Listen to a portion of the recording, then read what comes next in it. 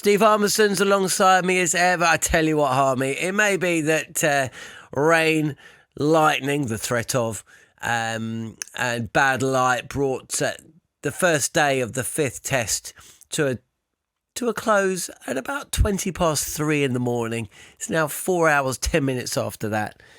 But it does feel like this Ashes series is limping towards its conclusion, isn't it? I don't know. If this series was a international athlete from back in the day, it would be Derek Redmond, I think, 1992. And you're, oh no, I'm older than you. I'm your dad running on to help you finish, to get to that finish line. I mean, boy, oh boy. There was, I mean, obviously, Joe Root and Harry Brook batted well today, but I was watching this thinking, you know, the largest crowd I think that's ever turned up to watch a game at the SCG, nearly 50,000. But this race is run. This race is run. You know, we could talk about Root and Brook and all the other stuff. I want to talk about Crawley as well, actually. But at the end of this series, we're going to look back and we're going to say, who comes out of this with any credit? And, you know, the selectors are going to be getting it, aren't they, in the next 24 hours? There's not much else to talk about. But Australia going in without a spinner for the first time, and everybody knows it now, since 1888. And boy, oh boy, did we need a little bit of spin today. Just a bit of variety. Just something a bit different. Just something different to watch. And that's what Test cricket's about. It's about variety, surely. And once again, we're not going to get any. Although bat did dominate ball today, which I suppose is variety of sorts. Well, variety of sorts in this series. You sound like you've got them children that are desperate to go back to school, John. Like quite a few people. I've got Newcastle Crystal Palace at 3:00 this afternoon with Adrian Durham. So my day's getting a bit longer. But look, listen to me. I mean, we've hammered England, and I thought England did well today. I really did. I think, I really do think England did well.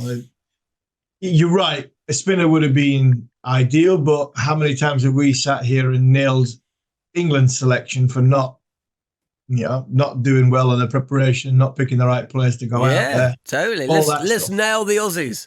Yes, let's get into the Aussies, because I don't know about you, but I sat there at drink time. And I know you're going to mention Zak Crawley. I thought Australia bowled very, very well. The pitch looked worse than actually it played. I thought the play, that first hour had a bit in it, which is what you want from a Test match pitch. And then it got better throughout. But both sides are going to... I mean, the shame about this is this now looks... England are going to score on the board.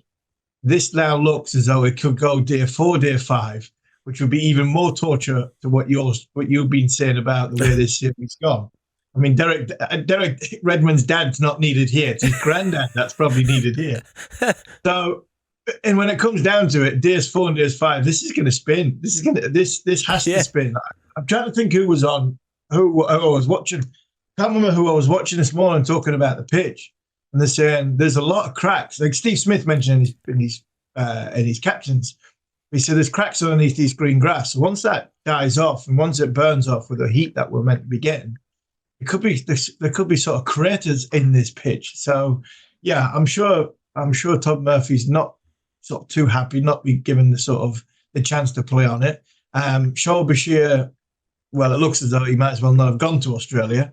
And this pitch will end up turning with Will Jackson, Jacob Bethel bowling on it. So look, as much as we've hammered England, I thought in that first hour, other than Zak Crawley missing a straight one, Australia have got England's number when it comes to Duckett. They know where to bowl at him. And I think that will go around the world now. That when we talk about possibly something like Jordan Cox, if you remember, why is he not playing for England? And people think he's got a short ball. There's an issue with a short ball, and the bowlers around the world will see that there's a vulnerability there. I think now Ben Duckett's come into this series as one of the very best opening batters in world cricket in the last 2 or 3 years. And a lot of people have been saying, where do you bowl at Ben Duckett? He doesn't like leaving the ball. He scores, he scores frequently. He bangs it through backward point. You've got to set the right field to him. get set in the right field, you've got a ball full and just outside off stump, and you will nick it. And I think what Australia have done throughout this series is found the kryptonite for Ben Duckett. So that will be, reverberating around the world. So I thought at 57 for 3, other than Zak missing a straight one, I didn't think England did too much wrong this morning. And then Brook and Root batted really, really well. I've just noticed that Ben Duckett's got a strike rate of 96 in this series, which is probably a bit low for him. Let's talk about Zak Crawley, because it is an interesting one. He's actually come away relatively, I wouldn't say unscathed, because, I mean, none of the England team have really come away from this series unscathed. But before Brook and Root today, he was a top scorer, actually, I think. He's had 250s. He's had a 76 and an 85. Yeah. 44, 33, and the rest single figures. But has he done enough? I mean, well, he's still got an innings if England need to bat again. Has he done enough? I mean, he's only got 1 year deal, right? Well, the two players who got 1 year deals were Ollie Pope, who's been dropped, and Zak Crawley. And, okay, England go to South Africa at the end of the year. I mean, I don't know what pictures they're going to be, but has he done enough? I mean, I don't think he's done enough to keep. I don't think he's done enough to keep the noise away. The way this selection unit work, I mean, does he need to do enough? That's the $1 million question, because it just seems as though whenever anybody talks about Zak's position, they double down on it. So yeah, I looked at it. 1 year deal. That suggests that they're not really doubling down if it's a 1 year deal, are they? No, but they've still backed him to play an opener batting for England in an Ashes series with no spare opener. Now Ben Duckett was you weren't moving Ben Duckett. The only way that Ben Duckett was getting moved was through injury. Forget what happened in Noosa, but it was bar an injury for Ben Duckett. Zak Crawley would say, for 3 years, we've talked about Crawley in Australia, Crawley in Australia, Crawley in Australia. That's what I mean. It's all been about this series, though, isn't it? But you didn't take a spare number 3. You didn't take a spare opener. You took a spare number 3 because you were expecting to drop Ollie Pope, having given them both 1 year contracts. The one thing I'll talk about Zak on this one, I don't want to, we can talk, like Ben said at the start of the test match, all that stuff is probably for further down the line. And I think he's got a point with that. But I've seen a difference in technique of Zak Crawley today. I really don't understand how he's got back into that position of standing on off stump, and he was standing. I mean, when he was out LBW, who got him LBW? Nisa got him LBW. When he got LBW, he was more or less standing like shivering around Janderpool. He was standing off stump with a square chest, and I mean, he hasn't gone well in this series, but he hasn't gone badly. No. Technically, he's been still side on. He's still been sort of accessing the ball through extra cover and down the ground. He's hit the ball quite well. But I'm not sure whether the Stark bowling over the wicket to him and pushing him across has just opened that shoulder up again. Because the ball that Michael Nisa bowled, it didn't do anything. It was a straight ball. It was a ball that was bowled, and it was a pitch just outside off stump, and it just went on with the angle, and it cannoned into Zak Crawley's inside left knee. And where he was trying to hit it, I really struggled. It was as if he was hitting it to square leg. It was a ball that needed to go straight back down the ground, because there was a ball on the stump, obviously, because it got him out, LBW. And he's trying to hit it like across himself. And the reason why he's trying to hit it across himself is because his head's in the all over again, and his shoulders were square up. So something's come in over the last, whatever it is, 10 days in between, that Zak Crawley's got himself in a position to go back to the old Zak Crawley, which got him into a lot of trouble, which made him head fall over, and his balance was completely off. So that's what I was talking about when I want to talk about Zak, is he's gone back to the old. He was batting off stump, square chested, and at the end of the day, the ball was doing a little bit first up this morning. He missed a straight ball, and that would worry me more than anything else. Yeah, nicely put. Jacob Bethel was, I mean, it's interesting when you watch him, is it? His first innings, second innings breakdown is massive. I mean, he's only played 6 tests, so there's no point really looking at it in any great detail. But, all the runs he scored have been in second innings, so that is one to look at. Duckett, Crawley, there's not too much more to say. I mean, when you look at the batting averages, you pick out the English, but it's not like Australia have got that many batters who've got a healthy average. It's just been one of those series. John, I want to pick you up on what you said there about Bethel. Bethel did an interview with Nasser Hussain before playing. It was a very good interview, very honest, very good interview. Talking about, and Nasser asked him about playing red ball cricket. Yeah. About the techniques. Do you remember he was talking about the technical side of it, and what do you mentally think about it? And Jacob, he answered it honestly. He talked about the way he sees the ball and the way he tries to access the ball, and whether it's a red ball game or a white ball game, he has the same sort of mindset and everything like that. Well, I think what Nasser was trying to say to him was, the red ball game is a longer format of the game, which has a lot more sort of cat and mouse between bowler and batter, rather than just pick your bat up and access and hit it. And I think what you've just found in this innings was, I've already faced 23 balls, got 10 runs, looked quite well, hit the ball down the ground nicely. But a little bit of what you find in one-day cricket and in white ball cricket, a bowler will have a set plan of bowling around the wicket or over the wicket, whatever. But in the longer format of the game, a bowler can bowl a bouncer to move you around the crease, a bowl a bit wider to try and move you across the crease, and bowl over and around the wicket. Scott Boland bowled around the wicket for a lot of the deliveries he bowled to Jacob Bethel. Yeah. And again, a little bit like Zak Crawley. His first ball over the wicket, he hasn't readjusted to the angle of where Scott Boland has. So when you look at it, it's a very, very good ball in a very, very dangerous area. But when from a technical point of view, if you look at Bethel, he's still set up to access the ball from over the wicket, from around the wicket. And that squared him up. And I think this is what Nasser was trying to say to him in the interview that he's talking about, was the nuances of Test match cricket and white ball cricket is very, very different when it comes to the art of batting and how a bowler's trying to set you up. Bowler's probably not trying to get you out. In white ball cricket, he's trying to contain you.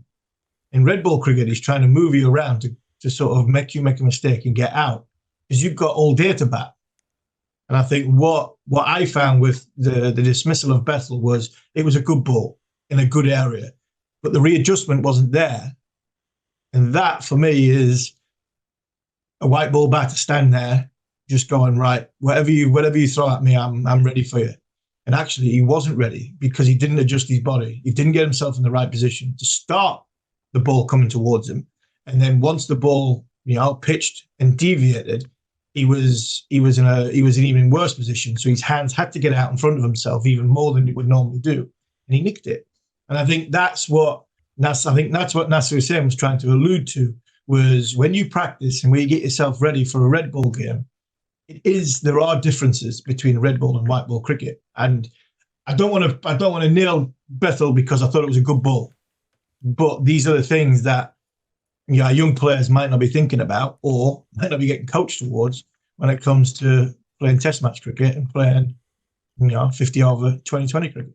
Yeah, brilliantly put. I mean, when I watched Bethel play, we were out in New Zealand this time last year, weren't we? Or just before Christmas. And he shapes up well, seems to know where off stump is, plays straight, really defends on off stump. And then if it's just a fraction, of width, he's very, very strong on the cut. He likes to play on the pull, plays through mid-wicket. He's got the boundary shots, but can he rotate the strike? Can he do the nasty bit? And that is when you're facing someone like Scott Boland, who is really, really, it was such a interesting passage of play. The way Australia were bowling at Bethel, they're really targeting off stump, and then they would just fire in a bit of a shorter delivery, just give him something to cut, see if there was because there was a bit of swing and a bit of seam early doors.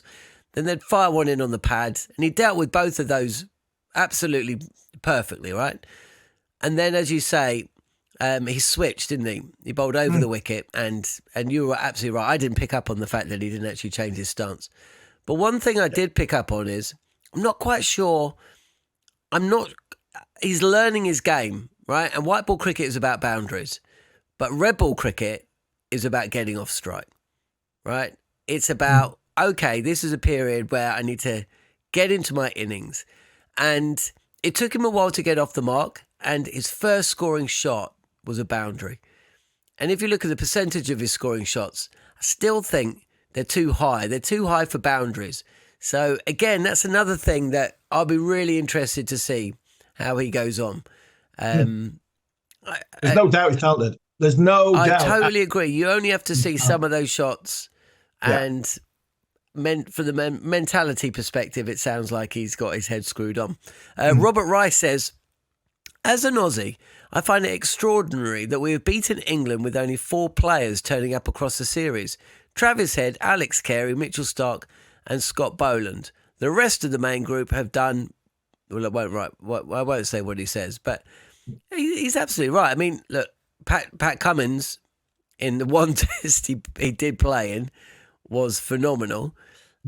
But yeah, one of the things that I love about Test cricket is, unlike white ball cricket, where you can win a T20 thanks to the exploits of one player in T20 sometimes, maybe 2, and in ODI cricket, you can win a game with only 3 players showing up. Test cricket, normally, especially across the course of a series, you need telling and consistent contributions from 6, 7, maybe 8 players. You can't carry people in Test cricket. Well, that's not true, is it? Because he's absolutely right, Robert. Australia, when you look at their batting order, when you look at their bowlers, and they have been forced to chop and change, obviously, they've done this with 3 or 4 players. Yeah, I mean, you can go that one bit further. We said after the first 2 Test matches, the people that have beaten England are Starc, Head, a little bit of Smith, a little bit of Carey, and England. That's who's beaten England in them first sort of 2 or 3 Test matches. A little bit further on what Robert's saying is, it's not. I don't think it's just them 4 players beating England. I think if you put the 28 players, 30 players that have played in this series so far, how many would you say are what you would class as top class Test match cricketers, top Test match players, and that are proven Test match players? And I don't think there's many on either side. And I think half of them are not performing that well, especially the England half. So I look down the Australia side.